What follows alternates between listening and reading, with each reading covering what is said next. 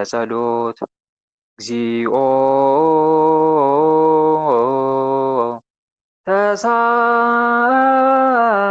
ተሳሃለነ ምስለ መንፈስከ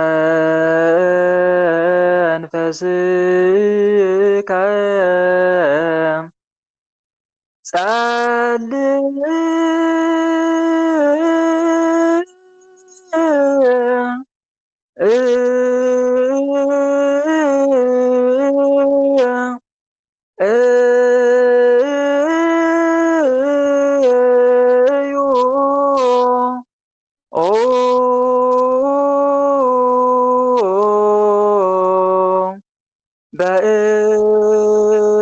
በእንተ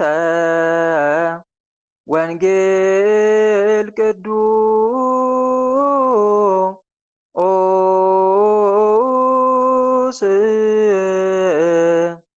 ይረስያ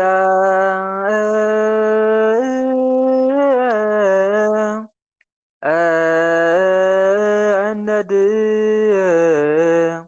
ለዋነ ለሰሚዐ ወንጌል ቅዱስ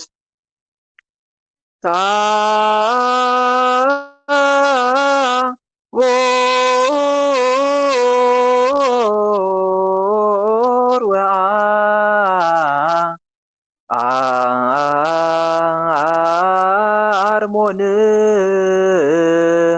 ወአርሞንዔም በስመ ዚአከ ይትፌስሑ ወይሴብሑ ለስምከ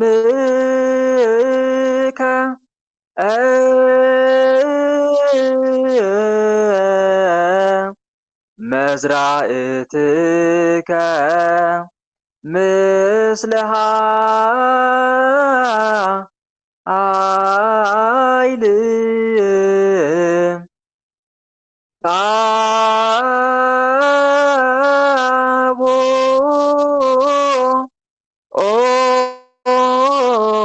ታቦር ወአርሞንዔም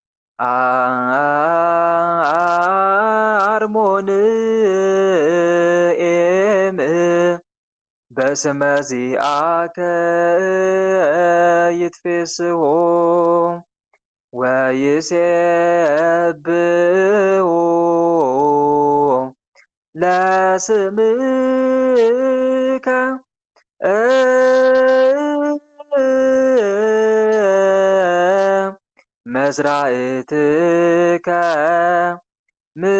ምስለ ኃይል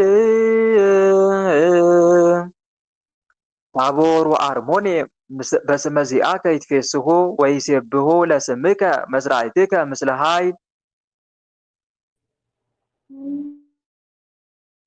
ታቦርና አርሞንዔም በስምህ ደስ ይላቸዋል። ክንድህ ከኃይል ጋር ነው።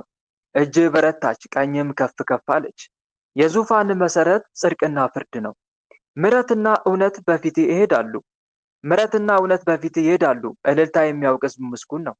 አቤቱ በፊትህ ብርሃን ይሄዳሉ። በስምህ ቀኑን ሁሉ ደስ ይላቸዋል። በጽድቅም ከፍ ከፍ ይላሉ።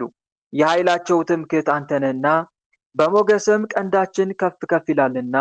ረድኤታችን ከእግዚአብሔር ከንጉሳችንም ከእስራኤል ቅዱስ ነውና። መዝሙረ ዳዊት መዝሙር 88 ቁጥር 12 እስከ 13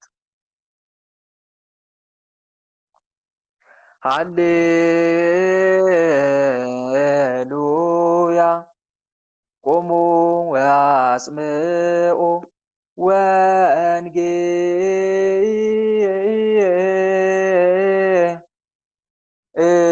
ወንጌለ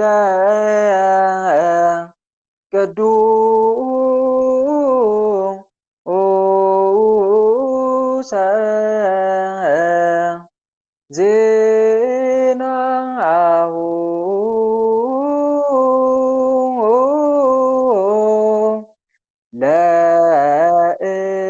ለእግዚእነ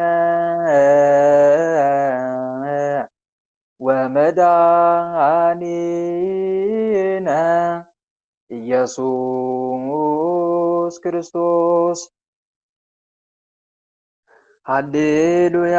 ቅድመ ዓለም የነበረ አሁንም ያለ ዓለምንም አሳልፎ የሚኖር የጌታችን የመድኃኒታችን የኢየሱስ ክርስቶስን ወንጌል ቆማችሁ ስሙ።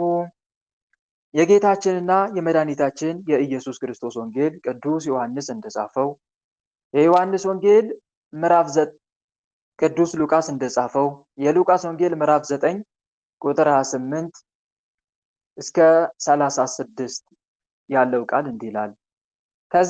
ከዚህም ቃል በኋላ 8 ቀን ያህል ቆይቶ ጴጥሮስንና ዮሐንስን ያዕቆብንም ይዞ ሊጸልይ ወደ ተራራ ወጣ። ሲጸልይም የፊቱ መልክ ተለወጠ፣ ልብሱም ተብለጭልጮ ነጭ ሆነ። እነሆም 2 ሰዎች እነርሱም ሙሴና ኤልያስ ከእርሱ ጋር ይነጋገሩ ነበር። በክብርም ታይተው በኢየሩሳሌም ሊፈጽም ስላለው ስለመውጣቱ ይናገሩ ነበር።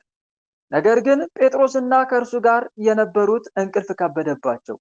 ነቅተው ግን ክብሩንና ከእርሱ ጋር ቆመው የነበሩትን 2ቱን ሰዎች አዩ። ከእርሱም ሲለዩ ጴጥሮስ ኢየሱስን አቤቱ በዚህ መሆን ለእኛ መልካም ነውና አንድ ላንተ፣ አንድም ለሙሴ፣ አንድም ለኤልያስ 3 ዳሶች እንስራ አለው። የሚለውንም አያውቅም ነበር። ይህንም ሲናገር ደመና መጣና ጋረዳቸው። ወደ ደመናውም ሲገቡ ሳሉ ፈሩ። ከደመናውም የመረጥኩት ልጄ ይህ ነው፣ እርሱን ስሙት የሚል ድምፅ መጣ። ድምፁም ከመጣ በኋላ ኢየሱስ ብቻውን ሆኖ ተገኘ። እነርሱም ዝም አሉ። ካዩትም ነገር በዚያ ወራት ምንም ለማንም አላወሩም። የጌታችን የመድኃኒታችን የኢየሱስ ክርስቶስ ረድኤትና በረከት በሁላችን ላይ ይደርብን፣ አሜን። መኑ ይመስለከ እምነ አማልክት እግዚኦ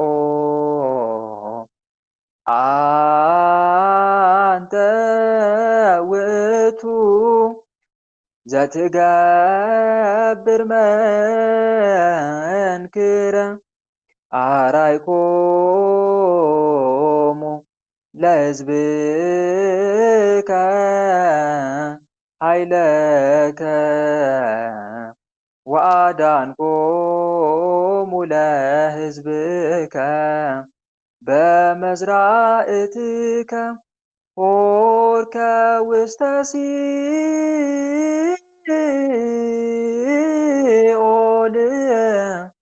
ወዐረገ ፄዋ እምየ ወጸጉከነ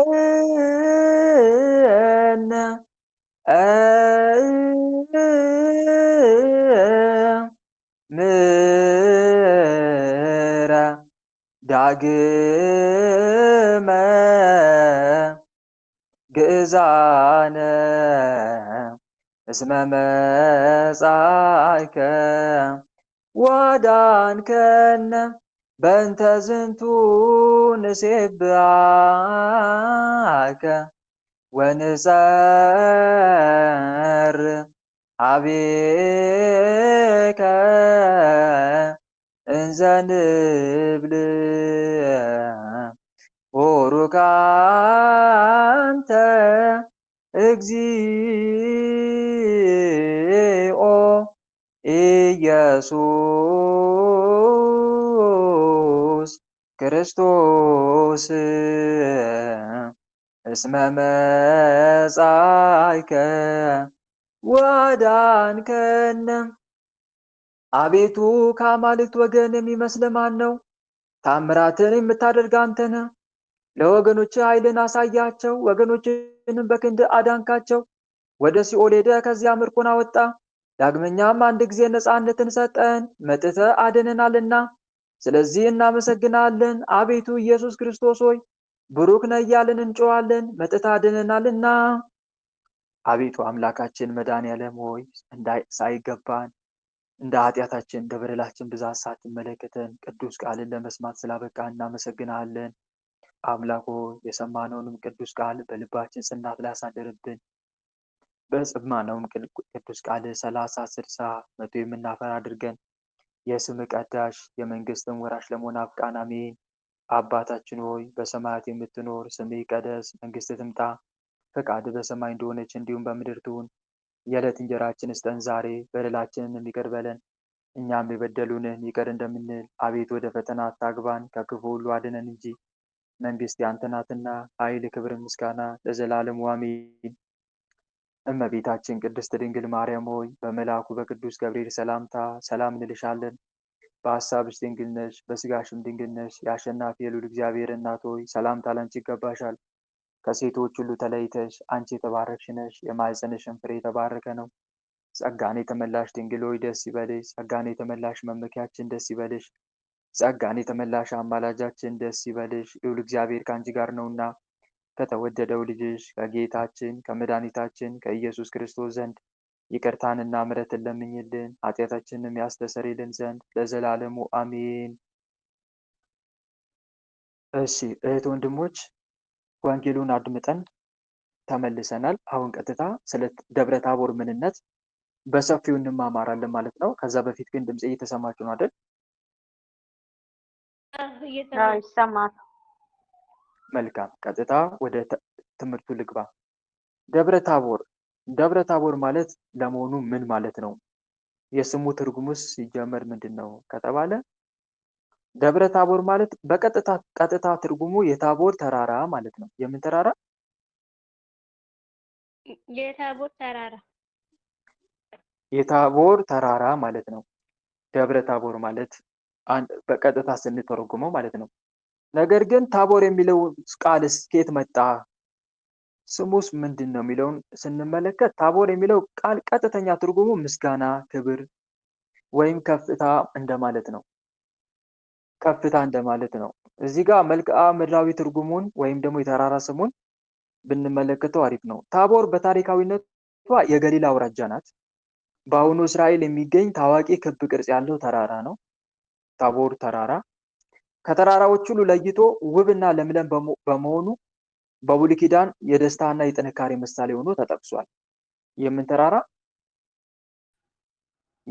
የታቦር ተራራ። መዝሙር 88 ቁጥር 12 ላይ ታቦርና አርሞኒየም በስም ደስ ይላቸዋል የሚለው ቃል ይሄ ታቦር የሚለው ተራራ ከተራራዎች ሁሉ ለይቶ ውብና ለምለም በመሆኑ የደስታና የጥንካሬ ምሳሌ ሆኖ ተገልጿል ማለት ነው። ይሄ ቦታ የሚስጥርና የብርሃን ቦታ ነው። በአዲስ ኪዳን ታቦር ማለት የመለኮት ብርሃን የተገለጠበት ስፍራ ማለት ነው። ለስም አጠራሩ ክብር ምስጋና ይግባውና ኢየሱስ ክርስቶስ ስጋዊ ባህሪውን ወደ መለኮታዊ ክብር ወይም በመለኮታዊ ክብር የገለጠበት በመሆኑ ቃሉ ዛሬም ለክርስቲያኖች የለውጥና የቅድስና ምሳሌ ነው ማለት ነው። ሌላው ታቦር የምን ምሳሌ ነው ከተባለ የቤተ ክርስቲያን ምሳሌ ነው። በኦርቶዶክስ ተዋሕዶ አስተምህሮ ታቦር የቤተ ክርስቲያን ምሳሌ ነው። በታቦር ተራራ ላይ ብሉይ ኪዳን ማለትም በሙሴና ኤልያስ፣ አዲስ ኪዳን ደግሞ በጴጥሮስ ያዕቆብና ዮሐንስ እንዲሁም ባለቤቱ ክርስቶስ በአንድነት ተገኝተዋል። ስለዚህ ታቦር ማለት ሕግና ወንጌል የተገናኙበት አንድነት የጸናበት ስፍራ ማለት ነው። ታቦር ማለት ትርጉሙን ስንረዳው ማለት ነው አስፈተን። እሺ ስለ በዓሉ እንምጣ። ይህ በዓል በየዓመቱ ነሐሴ 13 ቀን በታላቅ ድምቀት ይከበራል። ከኦርቶዶክስ ተዋሕዶ እምነትና አስተምህሮ አንጻር የበዓሉን ጥልቀት ሚስጥርና ትርጉም ከዚህ በኋላ መመልከት እንችላለን። ደብር ማለት በግዕዝ ቋንቋ ቅድም እንዳልኳችሁ ተራራ ወይም አንድነት ማለት ነው። ታቦር ማለት ደግሞ በገሊላ አውራጃ የሚገኝ ከናዝሬት በስተምስራቅ 10 ኪሎ ሜትር ርቆ የሚገኝ የተራራ ስም ነው። ስለዚህ ጥምረቱ ደግሞ ደብረ ታቦር ሲባል ሁለቱ ታቦርና ደብር ማን ነው? ደብርና ታቦርን ስናጣምረው የታቦር ተራራ የሚል ትርጉም ይሰጠናል ማለት ነው። እሺ በዓሉ የሚከበረው ለምንድን ነው የሚለውን እንመልከት። በዓሉ የሚከበርበት ዋና ዋና ምክንያቶች አሉት። የመጀመሪያው መለኮታዊ ክብሩንና አምላክነቱን ለመግለጥ ነው። ምኑን ለመግለጥ? መለኮታዊ ክብሩንና አምላክነቱን። አምላክነቱን ለመግለጽ የእግዚአብሔር ልጅ ኢየሱስ ክርስቶስ በዚህ ተራራ ላይ ሲጸልይ መልኩ ተለወጠ። ፊቱ እንደ ፀሐይ አበራ፣ ልብሱም እንደ ብርሃን ነጭ ሆነ። ይህም ቃል ማቴዎስ ወንጌል ማይካችን ዝጉ። እሺ ማይክ የከፈታችሁ ማይካችን ዝጉ። ልብሱም እንደ ብርሃን ነጭ ሆነ። ማቴዎስ ወንጌል 17:2 ላይ ተጽፏል። ይህ የሆነው የባህሪ አምላክነቱንና ዘላለማዊ ክብሩን ለደቀ መዛሙርቱ ለመግለጥ ነው። እና አንደኛው ዋናው ዓላማው የዚህ የደብረ ታቦር ዋናው የሚከበርበት መለኮታዊ ክብሩና አምላክነቱን የገለጠበት በመሆኑ፣ ሁለተኛ የሙሴና የኤልያስ መገኘትን በማስመልከት ይሄም ለስም አጠራሩ ክብር ምስጋና ይግባውና ኢየሱስ ክርስቶስ አምላካችን የሕያዋንና የሙታን አምላክነቱን ያረጋገጠበት መሆኑን እንረዳለን። በተራራው ላይ ከብሉይ ኪዳን ታላላቅ ነቢያት መካከል ሙሴና ኤልያስ መጥተው ከክርስቶስ ጋር ተነጋግረዋል። ሙሴ መቃብሩ ከማይታወቅበት ከሙታን ዓለም መጣ። እግዚአብሔር አስቀድሞ መቃብሩን ሰውሮት ነበረ። ሁለተኛ ኤልያስ በብሔረ ሕያዋን በሕይወት ካሉበት ከሰማይ ወረደ። ሚስጥሩ እዚህ ጋር ምንድነው ከተባለ ክርስቶስ የሙታንም የሕያዋንም አምላክ መሆኑንና እርሱ የሙሴ የሕጉ የኤልያስም የነቢያቱ ፈጣሪ መሆኑን ለማሳየት ነው። የሙሴ የምኑ ሙሴ ምን ነበረ ለእስራኤላውያን የሰጠው? ንገሩኝ እስቲ። ለእስራኤላውያን የሰጠው ሙሴ ሕገ ኦሪትን ነው አይደል? ሕገ ኦሪትን። ሕግ በሙሴ ተሰጥቶ ነበርና ጸጋና እውነት ግን በማን ሆነ? በኢየሱስ ክርስቶስ ሆነ ተብሎ ዮሐንስ ወንጌል ላይ እንደተጻፈ ማለት ነው። ኤልያስስ ምን ሲያደርግ ነበር? ሲተነብይ ነበር አይደል? ነብይ ነው። ስለዚህ የሙሴ የሕጉ የኤልያስም የነቢያቱ ፈጣሪ መሆኑን ለማሳየት ነው ማለት ነው። ሶስተኛ ለምንድን ነው ይሄ በዓል የሚከበርበት ወይም ጌታ ደብረ ታቦርን ያሳየበት ምንድን ነው ከተባለ የአብ ምስክርነትና የመንፈስ ቅዱስ ጥላነት በመሆኑ ነው። በተራራው ላይ ብሩህ ደመና ጋረዳቸው። ከመለኮት አብ ዘንድም በእርሱ ደስ የሚለኝ የምወደው ልጄ ይህ ነው እርሱን ስሙት የሚል ድምፅ መጣ። ይህ ክስተት የክርስቶስን የእግዚአብሔር የባህሪ ልጅነትን አረጋገጠ። በአዲስ ኪዳን የሥላሴ ምስጢር በግልጽ የታየበት ሁኔታ ነው። በግልጽ የታየበት ሁኔታ ነው ማለት ነው። ሌላስ አራተኛ የትንሣኤና የዳግም ምጽአቱ ምሳሌ ስለሆነ ነው። ምን? ደብረ ታቦር የትንሣኤና የዳግም ምጽአቱ ምሳሌ ነው። ክርስቶስ በታቦር ተራራ ላይ የገለጠው ክብር እርሱ በዓለም መጨረሻ ላይ በታላቅ መለኮታዊ ክብርና በቅዱሳን መላእክት ታጅቦ ለፍርድ በሚመጣበት ጊዜ የሚኖረውን ክብር የሚያሳይ ነው። እንዲሁም አማኞች በትንሣኤ ዘጉባኤ የሚለብሱትን የብርሃን አካል ያመለክታል። እናንተም በዕለተ ምጽአት ነጭ ለብሳችሁ እንደ ብርሃን እንደ ፀሐይ ያበራችሁ ትነሳላችሁ ማለት ነው። እና ይሄን በደንብ ልንረዳ ይገባል ማለት ነው። እዚህ ጋር እስቲ ከብሉይ ኪዳን እና ከአዲስ ኪዳን ስለ ደብረ ታቦር በሰፊው እንማር አይደል? ይቀጥል አይደል? ከብሉይ ኪዳን እና ከአዲስ ኪዳን እያነሳው መልካም። ከብሉይ ኪዳን እንጀምር።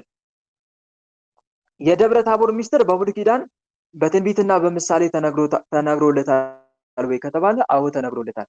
ማስረጃ ምንድነው? የዳዊት መዝሙር 88 ቁጥር 12 ላይ ቀድም ምስባክ ላይ በዜማ ሳዜማው ሰምታችሁኝ ነበረ።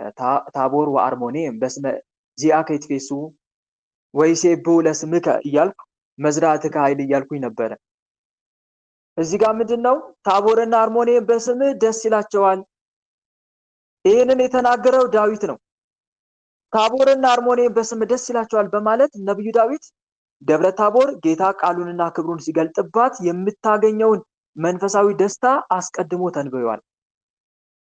እዚህ ጋር የሙሴና የኤልያስ መገኘት ቅድም እንደነገርኳችሁ ማንሳት እንችላለን ማለት ነው። ሌላው ከአዲስ ኪዳን መጽሐፍት አንጻርስ ከአዲስ ኪዳን መጽሐፍት አንጻርም ማቴዎስ ወንጌል ምዕራፍ 17 ቁጥር 1 እስከ 9 ላይ ከ6 ቀንም በኋላ ኢየሱስ ጴጥሮስንና ያዕቆብን ወንድሙንም ዮሐንስን ይዞ ወደ ረጅም ተራራ ለብቻቸው አወጣቸው። በፊታቸውም ተለወጠ፣ ፊቱም እንደ ፀሐይ በራ፣ ልብሱም እንደ ብርሃን ነጭ ሆነ ይላል። እዚህ ጋር የምንረዳው ነገር ምንድነው? በታቦር ተራራ ላይ ይጋረድ የነበረው ደመና የአብን ድምፅ ይዞ መጥቷል። በሱ ደስ የሚለኝ የምወደው ልጄ ይህ ነው እርሱን ስሙት የሚለውን ይሄ የሚለው ቃል የክርስቶስን የባህሪ አምላክነትን አረጋግጧል ማለት ነው። የእግዚአብሔር ልጅ ምንድነው? የእግዚአብሔር ልጅ ምንድነው? የሰው ልጅ ምንድነው? የሰው ልጅ ምንድነው? ሰው ነው አይደል? ሰው። የእግዚአብሔር ልጅስ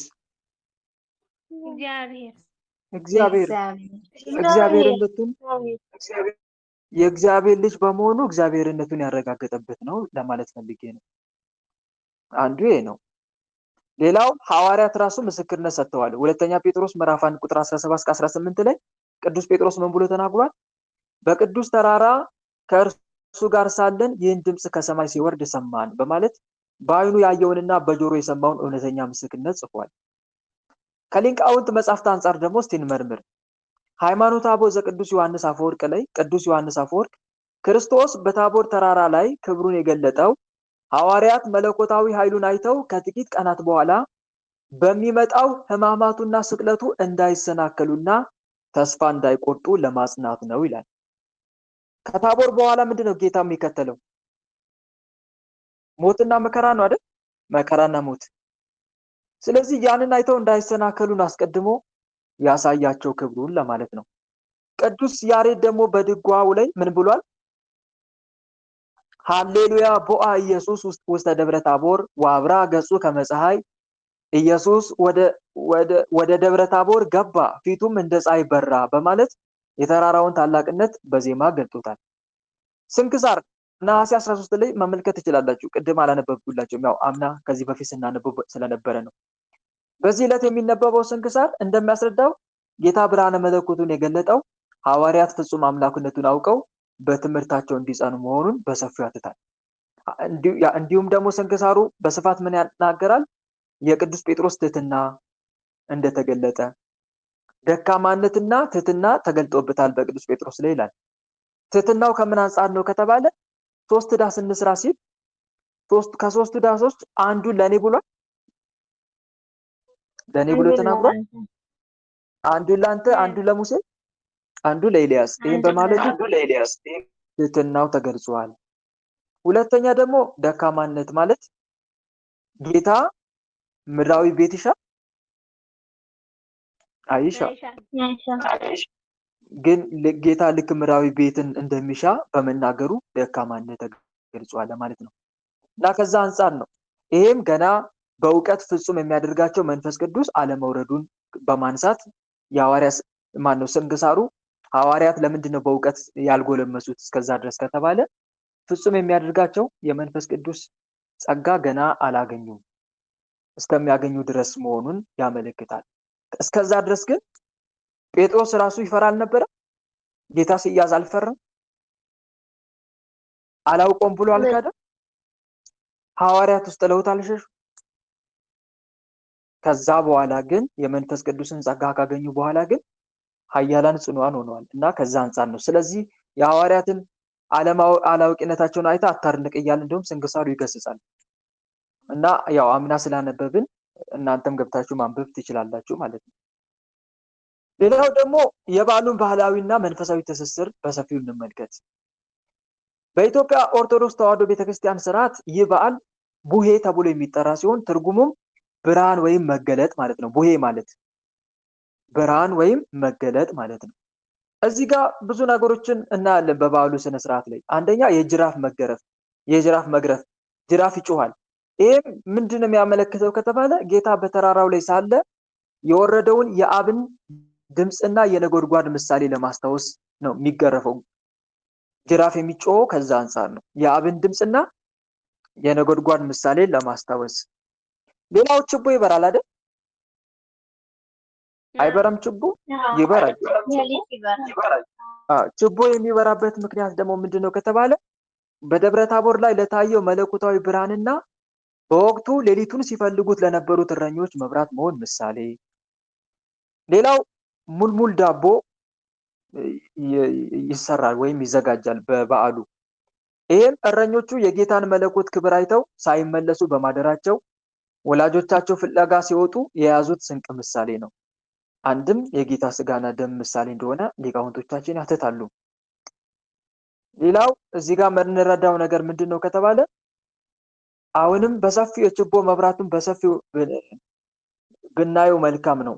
አንድም የመለኮታዊ ብርሃን ምሳሌ፣ ጌታችን በደብረ ታቦር ተራራ ላይ ሲለወጥ ፊቱ እንደ ፀሐይ በርቷል፣ ልብሱም እንደ ብርሃን ነጭ ሆኗል።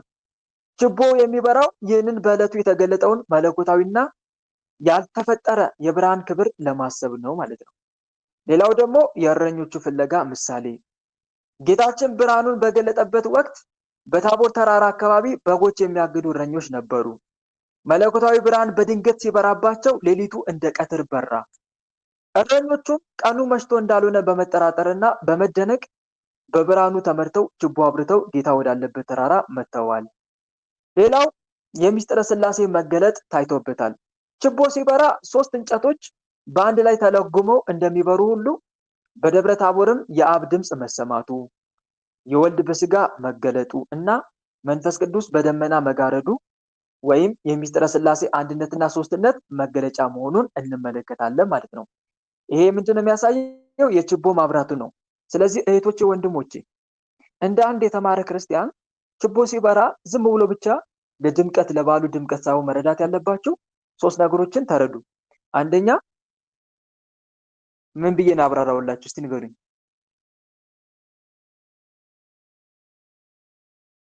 ድምፁ የመሰማቱ ምልክት። አንደኛ የመለኮታዊ ብርሃን ምሳሌ፣ ሁለተኛስ ችቦ ነው ያልኳችሁ።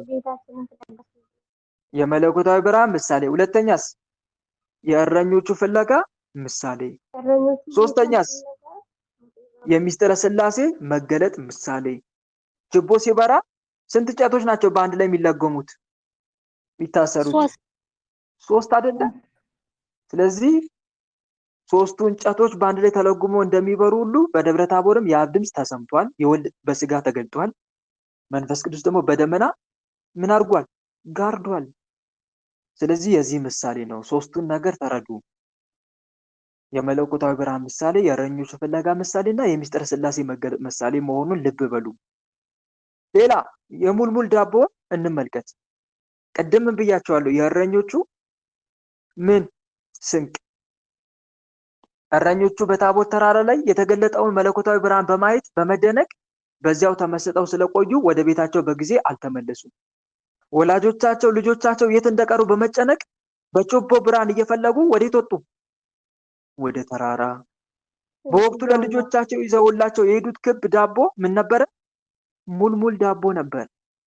ይህንን ታሪክ ለማዘከር ዛሬም ለልጆች ምን ይሰጣል? ቡዬ ሲሉ ሙልሙል ዳቦ ይሰጣል።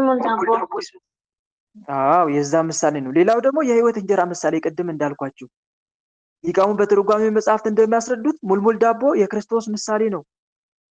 ጌታችን ከሰማይ የወረደ ሕያው እንጀራ እኔ ነኝ፣ ዮሐንስ ወንጌል 6:51 ላይ የሕይወት እንጀራ እኔ ነኝ እንዳለ ክብ ቅርጹ የክርስቶስን መለኮታዊ ፍጽምና ነው የሚያሳየው። ክርስቶስ በመለኮታዊ ክብሩ ማንነቱ ምንድነው? ፍጹም ነው። ሙልሙል ዳቦ ስታዩት ክብ ነው።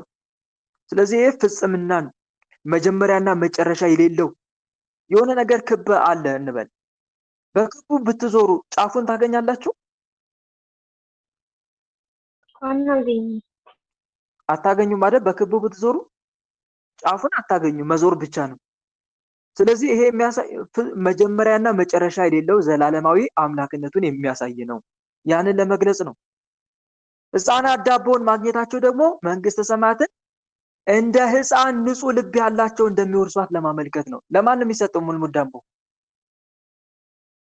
ለሕፃናት አይደል? ስለዚህ ጌታ ደግሞ የተናገረውን ቃል አስታውሱ። እንደ ሕፃን ካልተመለሳችሁ እንደ ሕፃናትም ካልሆናችሁ ወደ መንግስተ ሰማይ ከቶ አትገቡም የሚለውን ቃል ያስታውሰናል ማለት ነው። እና ይሄ ነው ምሳሌ ዋናው። እስቲ የቅዱስ ያሬድ የደብረ ታቦር መዝሙራትን በጥልቀት እንመልከት። ስለ መለኮት ባህሪ ምስክርነት በእዝል ዜማ ቅዱስ ያሬድ የሚያዜመው አለ። ይቤሎሙ ኢየሱስ ለረድኦቱ አልቦ ዘያርግ ውስተ ሰማይ ዘእንበለ ዘወረደ እምሰማይ ወልደ እጓለ እመሕያው ዘሃሉ በሰማይ ይላል በዜማ። ይሄ ምን እያለ ነው የሚያዜመው? ኢየሱስ ለደቀ መዛሙርቱ እንዲህ አላቸው፣ ከሰማይ ከወረደው በቀር ወደ ሰማይ የወጣ የለም፣ እርሱም በሰማይ የሚኖረው የሰው ልጅ ወልደ እጓለ እመሕያው ነው ይላል። ዮሐንስ ወንጌል 3:13 ነው በዜማ የሚለው። ቅዱስ ያሬድ ይህንን ጥቅስ በመጥቀስ በታቦር ተራራ ላይ የተገለጠው ክርስቶስ ፍጹም ሰማያዊ አምላክ መሆኑን ይመሰክራል። ሙሴና ኤልያስም የተናገሩት ቃል በዜማ ይዜማል። ቆሙ ሙሴ ወኤልያስ በየማኑ ወበጸጋሙ ወነጸሩ ክብሮ ለወልደ እግዚአብሔር ይላል። ሙሴና ኤልያስ በግራና በቀኝ ቆሙ፣ የእግዚአብሔርንም ልጅ ክብር ተመለከቱ። ሊቁ እዚህ ላይ የሚያሳየው ክርስቶስ የኦሪትና የነቢያት ባለቤት መሆኑን ነው። ሙሴ የሕግ ምሳሌ፣ ኤልያስ ደግሞ የነቢያት ምሳሌ በመሆናቸው ለክርስቶስ ምስክር ሆነው ቀረቡ እያለን ነው። ሌላው ደግሞ የአብ ምስክርነትን በደመና በዜማ ያዜመዋል። ደመና ብሩህ ጋረዶሙ ወቃል እምሰማይ መጻ ዘይብል ይላል። ዝንቱ ውእቱ ወልዴ ዘአፈቅር፣ ብርሃናዊ ደመና ጋረዳቸው፣ ከሰማይም የምወደው ልጄ ይህ ነው የሚል ቃል መጣ። ይህ ዜማ በዮሐንስ ጥምቀት ጊዜ የተሰማው የአብ ምስክርነት በደብረ ታቦርም መደገሙንና ክርስቶስ የአብ ባህሪ ልጅ መሆኑን ያረጋግጣል ማለት ነው። እና የበዓሉ ታላቅ መልእክት ለክርስቲያኖች ምንድን ነው ከተባለ ከሕማማት በፊት መጽናትን ያመለክታል። ጌታ ክብሩን ያሳያቸው ሊሰቀል ጥቂት ቀናት ሲቀሩት ነበር። እኛም በሕይወታችን ፈተናና መከራ ከመምጣቱ በፊት በጸሎትና በቃል ኪዳኑ ከበረታን ፈተናውን ማሸነፍ እንደምንችል ያስተምረናል። ስለዚህ ከሕማማት በፊት ወይም ከመከራ በፊት ምን መሆን አለብን? አምላክነቱን ተረድተን ምን መሆን አለብን? መጽናት እንዳለብን እንማራለን። መናወጥ የለብንም። በእኔ መኑ እንዳለው ጌታ በእኔ መኑ፣ ልባችሁ አይታወክ አይፍራ፣ ሰላሜን እሰጣችኋለሁ፣ ሰላምን እተውላችኋለሁ። እኔ የምሰጣችሁ ዓለም እንደሚሰጥ አይደለም። ስለዚህ ልባችሁ ምን አይሁን? አይታወክ አይፍራ። ይህን ቃል እናስባለን ማለት ነው። ሁለተኛ የብርሃን ልጆች መሆናችንን እናስብበታለን። ደብረ ታቦርን ስናከብር በበዓሉ የምናበራው ችቦ እኛ ራሳችን ለዓለም ብርሃን እንደሆንን ማቴዎስ ወንጌል 5:14 ላይ እናንተ የዓለም ብርሃን ናችሁ እንዳለ በበጎ ስራና በቅዱስ ሕይወት እንድንመላለስ ያሳስበናል። እናንተ ብርሃን ናችሁ፣ ጨለማ ለሆነው ዓለም ብርሃን ሆናችሁ አብሩ ብሎ ጌታ ትእዛዝ ሰጥቷል። እሱ እናስብበታለን ማለት ነው። ሌላው ጌታችን ብርሃነ መለኮቱን በገለጠበትና ሙሴና ኤልያስ መጥተው በሚነጋገሩበት ወቅት ቅዱስ ጴጥሮስ በተገለጠው መለኮታዊ ክብር እጅግ ተመስጦ ነበር። ወንጌላዊ ማቴዎስ እንዲህ ሲል መዝግቦታል። ጴጥሮስም መልሶ ኢየሱስን ጌታ ሆይ በዚህ መሆን ለእኛ መልካም ነው፣ ብትወድስ በዚህ 3 ዳስ አንዱን ላንተ፣ አንዱን ለሙሴ፣ አንዱን ለኤልያስ እንስራ። ይህ የጴጥሮስ ንግግር በወቅቱ ከነበረው ፍጹም መንፈሳዊ ደስታ የመነጨ ነው። ፍጹም መንፈሳዊ ደስታ ከሆነው ቢመነጭም ሊቃውንተ ቤተክርስቲያን ግን ንግግሩን ከነገረ መለኮትና ከምስጢረ ድህነት አንጻር በሰፊ ተረጉሙታል። ምን ብለው 3 ዳሶች እንስራ የሚለውን ምስጢራዊ ትርጓሜ በሚገባ ያብራሩታል። ምን ብለው ካልን አብረን እንመልከት። የቤተክርስቲያን ሊቃውንት በተለይ ቅዱስ ዮሐንስ አፈወርቅና ቅዱስ ቄርሎስ ይህንን ቃል በ4 ዋና ዋና ምስጢራት ይተረጎሙታል። በስንት ዋና ዋና ምስጢራት?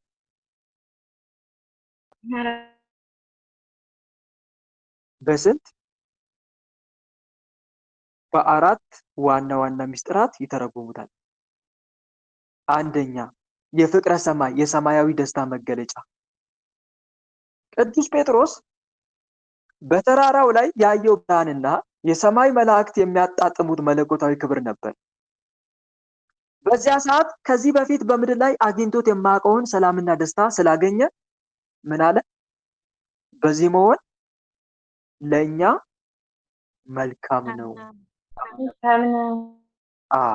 ወደ ምድር ወርዶ የሰዎችን ክፋት፣ የፈሪሳውያንን ስደትና መከራ ዳግመኛ ማየት አልፈለገም። ማን? ቅዱስ ጴጥሮስ። ይህ የሚያሳየው አንድ ክርስቲያን የሰማይን ክብርና የጌታን ፍቅር ሲቀምስ ምድራዊውን ነገር ሁሉ እንደሚንቅ ነው። ሁለተኛ ምን ብለው ያብራሩታል ከተባለ የቅዱስ ጴጥሮስ የፍቅርና ስህተት ወይም ደግሞ የእውቀት ማነስ። ምንድነው የእውቀት ማነሱ? ላይ ቅድም ነግራችኋለሁ አይደል? አልነገርኳችሁም? ምንድነው የእውቀት ማነሱ? እስቲ የሚነግረኝ። ለጌታ በዚህ ዓለም ቤት እንደሚያስፈልገው መናገሩ። በትክክል ለጌታ በዚህ ዓለም ቤት እንደሚያስፈልገው መናገሩ። ቅዱስ ጴጥሮስ ለጌታ ለሙሴና ለኤልያስ እኩል 3 ዳስ እንስራ ማለቱ የመለኮትን ባህሪ ገና ፍጹም አድርጎ አልተረዳም። ሊቃውንቱ እንደሚሉት ፍጡራን የሆኑትን ሙሴንና ኤልያስን ፈጣሪ ከሆነው ከኢየሱስ ክርስቶስ ጋር በአንድ ደረጃ ማነጻጸርና እኩል ዳስ ማዘጋጀት አይገባም ነበር።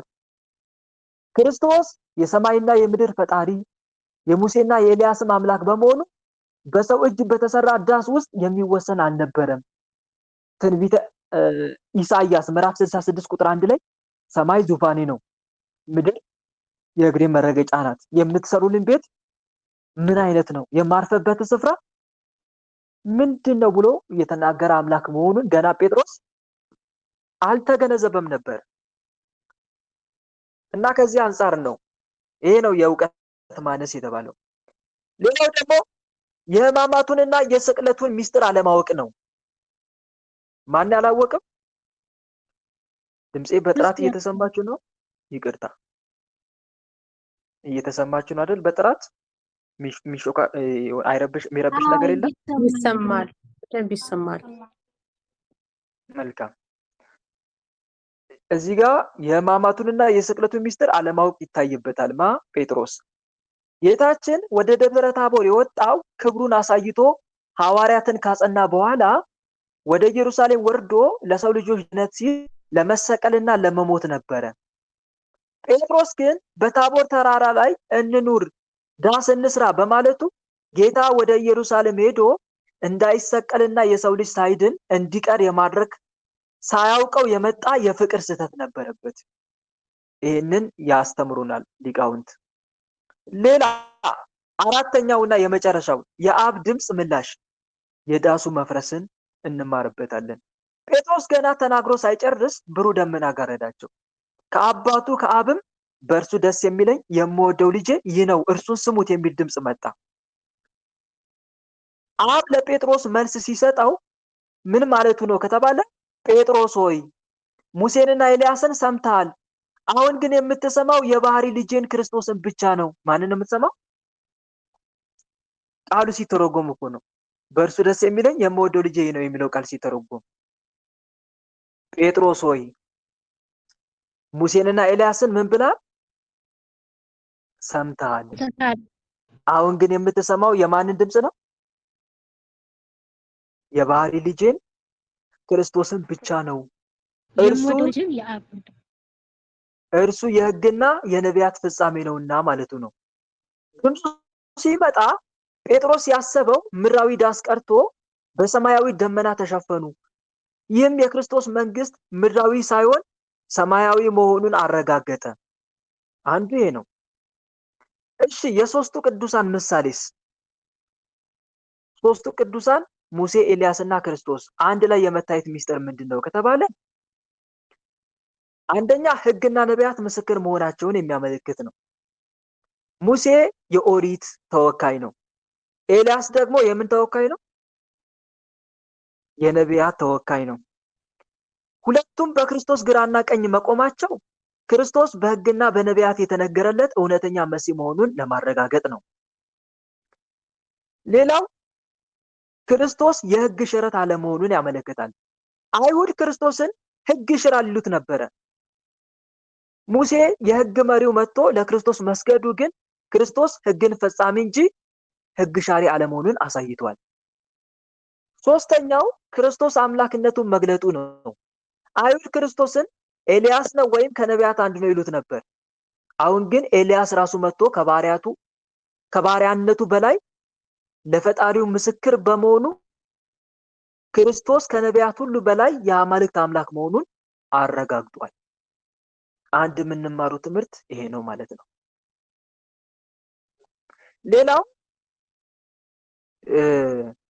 የደብረ ታቦር በዓል በየዓመቱ ነሐሴ 13 ቀን የሚከበርበትን ሚስጥርና ከቤተ ክርስቲያን የዘመን አቆጣጠር ባህረ ሐሳብ አንጻር ያለውን ጥልቅ ትርጓሜ እንማር።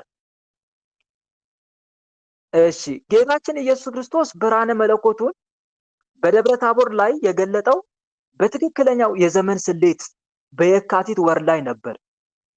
ሆኖም ግን የኦርቶዶክስ ተዋሕዶ ቤተክርስቲያን ሊቃውንት በዓሉን ወደ ምን አዛውረውታል?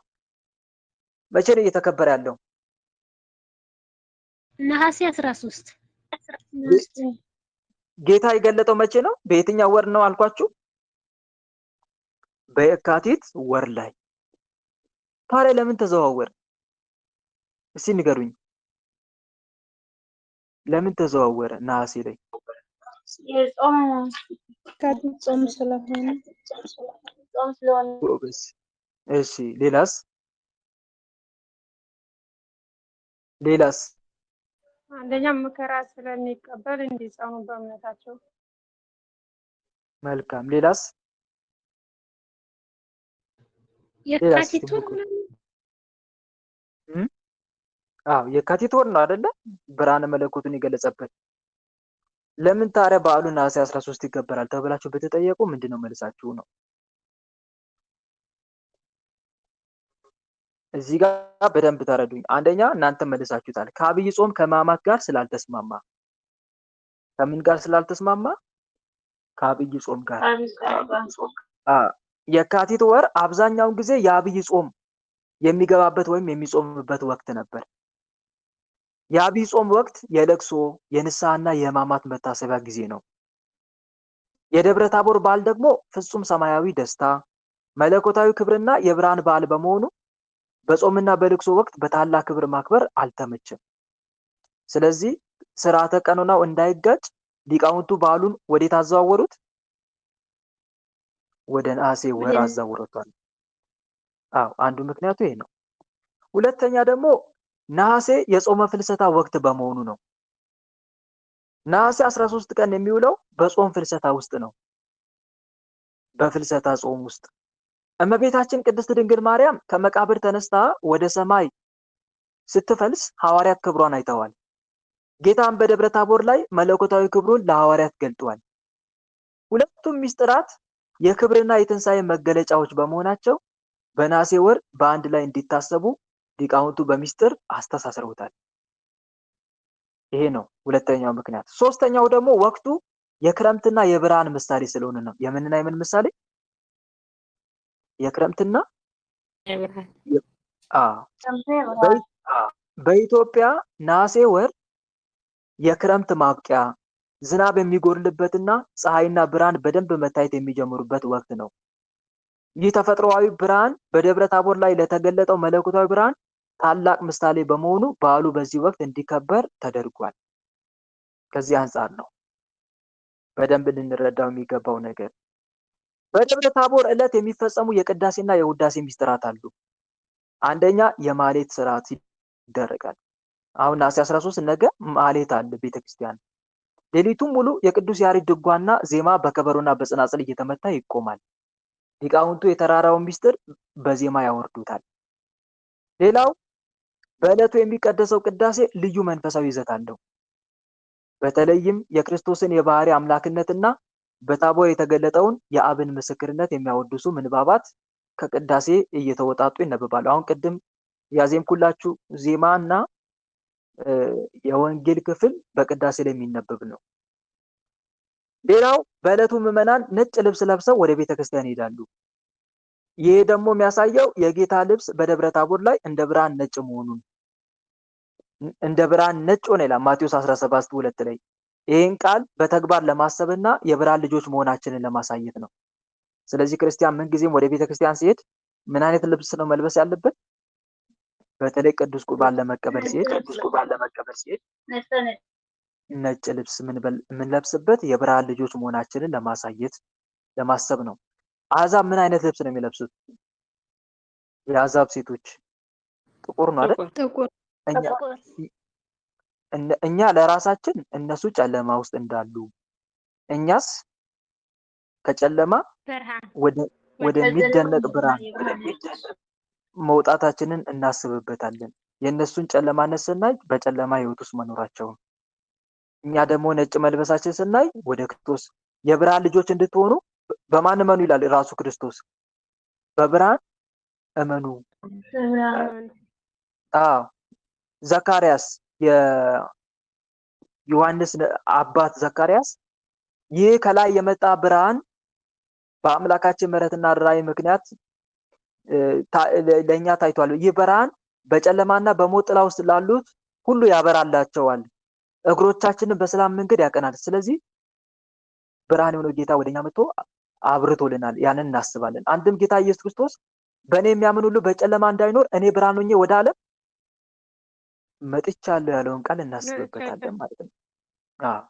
እና ይህንን ስለምናስብበት ነው። ስለዚህ በአጭሩ ይህን ታላቅ በዓል በጥልቀት ስንመረምር የምናገኘው ዋና ዋና መንፈሳዊ ፍሬዎች ምንድን ናቸው ከተባለ አንደኛ የሚስጥረ ሥላሴ ዕውቀት፣ የሚስጥረ ሥላሴ ዕውቀት አብ በድምፅ ወልድ በስጋ መንፈስ ቅዱስ በደመና ተገልጠው አንድነታቸውንና ሶስትነታቸውን አሳይተዋል። ሁለተኛ ደግሞ የትንሣኤ ተስፋን እንማርበታለን። ሙሴ ከሙታን ተነስቶ ኤልያስ በሕይወት ካለበት መጥተው መታየታቸው እኛም በመጨረሻው ዘመን ስንነሳ በዚህ መለኮታዊ ብርሃን እንደምንከበብ ያሳየናል። በዚህ መለኮታዊ ብርሃን እንደምንከበብ ያሳየናል። ሶስተኛ የመጽናት ትምህርት እንማርበታለን። ከፈተና በፊት መለኮታዊ ክብር እንዳለ በማወቅ በሃይማኖት እንድንጸና፣ ከፈተና በኋላ መለኮታዊ ክብር እንዳለ ልናውቅና ልንረዳና እንዲሁም በሃይማኖት ልንጸና እንማርበታለን ማለት ነው። ስለዚህ የደብረ ታቦር በዓል ሚስጥር ከብሉይ እስከ ሐዲስ ከሊቃውንት ትርጓሜ እስከ ባህላዊ ትስስሩ ያለው ጥልቀት ይህን ይመስላል። እስካሁን የተማማርነው ትምህርት ማለት ነው። የፈጠረን አምላክ በደብረ ታቦር በገለጠው ብርሃን ሕይወታችንና ዘመናችንን ያብራልን፣ ለብርሃነ መለኮቱ ያብቃን። ቸሩ መድኃኔዓለም ኢየሱስ ክርስቶስ ፍጻሜያችንን ያሳምርልን። አሜን። መድኃኔዓለም ኢየሱስ ክርስቶስ በእሱ ታምነን የስሙ ቀዳሽ የመንግስቱ ወራሽ ለመሆን ያብቃን። ወስብሐት ለእግዚአብሔር ወለወላዲቱ ድንግል ወለመስቀሉ ክቡር። ይቆያል። አሜን። ጸጋውን ያብዛል። በቤት ያጽና አገልግሎትን ያድንልን። ጸጋውን ያብዛል። ወንድማችን ጸጋውን ያብዛል። መድኃኒዓለም ያሉት የዘን ያድንልን።